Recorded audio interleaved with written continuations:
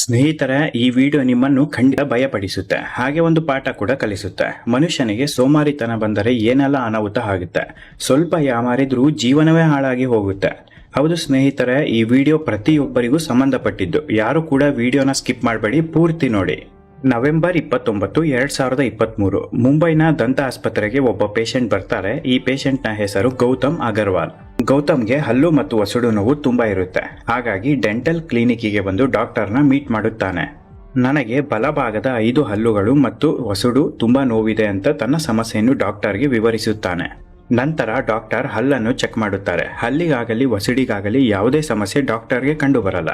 ಹಲ್ಲುಗಳು ಗಟ್ಟಿಮುಟ್ಟಾಗಿರುತ್ತೆ. ವಸಡಿನ ಒಳಗಡೆ ಏನಾದರೂ ಸಮಸ್ಯೆ ಇರಬಹುದು ಎಂದು ಯೋಚಿಸಿ ಸ್ಕ್ಯಾನಿಂಗ್ ಕೂಡ ಮಾಡುತ್ತಾರೆ. ಸ್ಕ್ಯಾನಿಂಗ್ ರಿಪೋರ್ಟ್ ಅಲ್ಲಿ ಕೂಡ ಏನು ಸಮಸ್ಯೆ ಕಂಡು ಬರಲ್ಲ. ನಂತರ ಪೇನ್ ಕಿಲ್ಲರ್ ಮಾತ್ರೆಗಳು ಮತ್ತು ಹಲ್ಲು ನೋವಿಗೆ ಬಳಸುವ ಆಯಿಂಟ್ಮೆಂಟ್ಗಳನ್ನು ಗೌತಮ್ಗೆ ಡಾಕ್ಟರ್ ಕೊಡುತ್ತಾರೆ. 1 ವಾರದ ತನಕ ಪ್ರತಿದಿನ 2 ಹೊತ್ತು ಮಾತ್ರೆ ತಗೊಂಡು ಆಯಿಂಟ್ಮೆಂಟ್ ಹಚ್ಚಿಕೊಳ್ಳಿ, ನೋವು ಹೋಗುತ್ತೆ ಅಂತ ಡಾಕ್ಟರ್ ಹೇಳುತ್ತಾರೆ.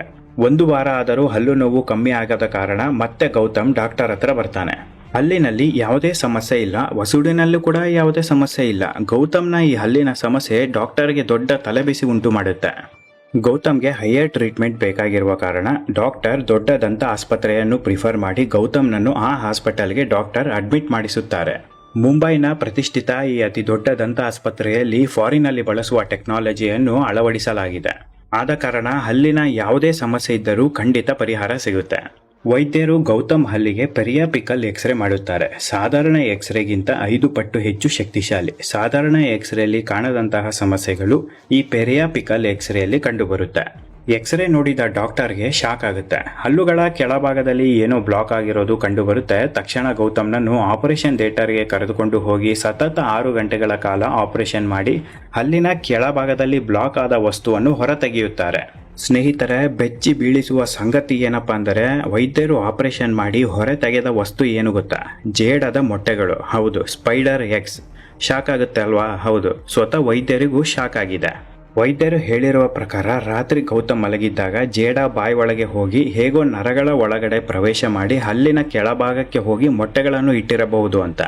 ವೆಸ್ಟ್ ಬೆಂಗಾಲ್ ಮತ್ತು ಮಹಾರಾಷ್ಟ್ರ, ಗುಜರಾತ್ ರಾಜ್ಯಗಳಲ್ಲೂ ಕೂಡ ಇದೇ ರೀತಿಯ ಪ್ರಕರಣಗಳು ಬೆಳಕಿಗೆ ಬರುತ್ತಾ ಇದೆ. ಸ್ನೇಹಿತರೆ, ಇಲ್ಲಿಗೆ ಸಮಸ್ಯೆ ಪರಿಹಾರ ಆಯಿತು ಅಂತ ಅಂದುಕೊಳ್ಳಬೇಡಿ. ವೈದ್ಯರು ಮತ್ತು ಗೌತಮ್ಗೆ ಮತ್ತೊಂದು ಆತಂಕ ಶುರು ಆಗುತ್ತೆ. ಜೇಡದ ಮೊಟ್ಟೆಗಳನ್ನು ಹೊರ ತೆಗೆದರು, ಆದರೆ ಜೇಡ ಮಾತ್ರ ಸಿಗಲಿಲ್ಲ.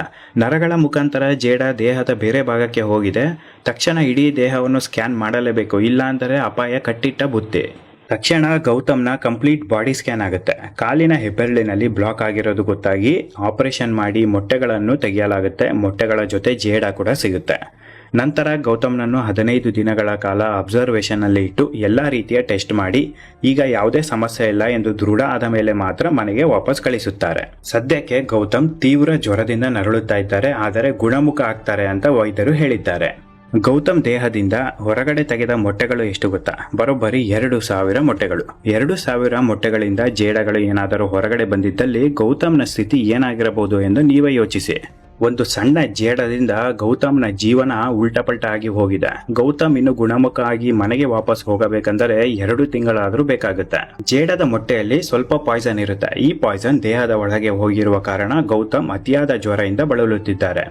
ಆದರೆ ಪ್ರಾಣಕ್ಕೆ ಯಾವುದೇ ಅಪಾಯವಿಲ್ಲ ಎಂದು ವೈದ್ಯರು ಸ್ಪಷ್ಟವಾಗಿ ತಿಳಿಸಿದ್ದಾರೆ. ಸ್ನೇಹಿತರೆ, ಡಾಕ್ಟರ್ ಮತ್ತು ಹೆಲ್ತ್ ಡಿಪಾರ್ಟ್ಮೆಂಟ್ ಒಂದು ಸಂದೇಶವನ್ನು ರವಾನೆ ಮಾಡುತ್ತಾ ಇದೆ. ಮನೆಗಳಲ್ಲಿ ಜೇಡಗಳು ಇದ್ದರೆ ತಕ್ಷಣ ತೆಗೆದುಹಾಕಿ. ಅದರಲ್ಲೂ ಮಲಗುವ ಜಾಗದಲ್ಲಿ ಅಕ್ಕಪಕ್ಕದಲ್ಲಿ ಜೇಡ ಇದ್ದರೆ ತಡ ಮಾಡದೆ ನಿರ್ಲಕ್ಷಿಸದೆ ಸ್ವಚ್ಛ ಮಾಡಿ, ಇಲ್ಲ ಅಂದರೆ ಖಂಡಿತ ಅಪಾಯ ಇದೆ. ಜೇಡ ದೇಹದ ಒಳಗಡೆ ಹೋಗಿದೆ ಅಂತ ಗೊತ್ತಾಗುವ ಮುಂಚೆಯೇ ಸಾವು ಸಂಭವಿಸುವ 85% ಸಾಧ್ಯತೆ ಇದೆ. ವೈದ್ಯರು ಹೇಳಿರುವ ಪ್ರಕಾರ ಗೌತಮ್ನ ಅದೃಷ್ಟ ತುಂಬಾ ಚೆನ್ನಾಗಿದೆ. ಹಲ್ಲಿನ ಕೆಳಭಾಗದಲ್ಲಿ ಜೇಡದ ಮೊಟ್ಟೆ ಇದ್ದ ಕಾರಣ ಗೌತಮ್ಗೆ ಗೊತ್ತಾಯಿತು, ಆದರೆ ಕಾಲಿನ ಹೆಬ್ಬೆರಳಿನಲ್ಲಿ ಜೇಡದ ಮೊಟ್ಟೆ ಇದ್ದದ್ದು ಗೊತ್ತಾಗಲಿಲ್ಲ. ಖಂಡಿತವಾಗಿಯೂ ಇದು ತುಂಬಾ ಡೇಂಜರಸ್. ಸ್ವಲ್ಪ ದಿನಗಳ ನಂತರ ರಕ್ತನಾಳಕ್ಕೆ ಬ್ಲಾಕೇಜ್ ಕಂಡುಬರುತ್ತೆ. ಸಡನ್ ಡೆತ್ ಆಗುವ ಸಾಧ್ಯತೆ ಇರುತ್ತೆ. ಜೇಡದಿಂದ ಸಾವು ಸಂಭವಿಸುವ ಸಾಕಷ್ಟು ಪ್ರಕರಣಗಳು ಈಗ ಬೆಳಕಿಗೆ ಬರುತ್ತಾ ಇದೆ. ಅಷ್ಟೇ ಅಲ್ಲದೆ ಈ ಜೇಡದ ಮೊಟ್ಟೆಗಳಿಂದ ಪ್ಯಾರಾಲಿಸಿಸ್ ಆಗುವ ಸಾಧ್ಯತೆ ಕೂಡ ಹೆಚ್ಚಿದೆ.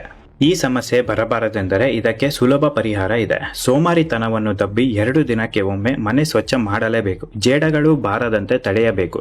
ಗೌತಮ್ಗೆ ಬಂದ ಸ್ಥಿತಿ ಮತ್ತೆ ಯಾರಿಗೂ ಬರಬಾರದು. WHO ವರ್ಲ್ಡ್ ಹೆಲ್ತ್ ಆರ್ಗನೈಸೇಷನ್ ಹೇಳಿರೋ ಪ್ರಕಾರ ಭಾರತ ದೇಶದ 85% ಮನೆಯಲ್ಲಿ ಜೇಡ ಕಂಡರೂ ಸ್ವಚ್ಛ ಮಾಡೋದಕ್ಕೆ ಮುಂದಾಗೋದಿಲ್ಲ. ಇದಕ್ಕೆಲ್ಲ ಸೋಮಾರಿತನನೇ ಕಾರಣ ಎಂದು ಹೇಳಿದ್ದಾರೆ.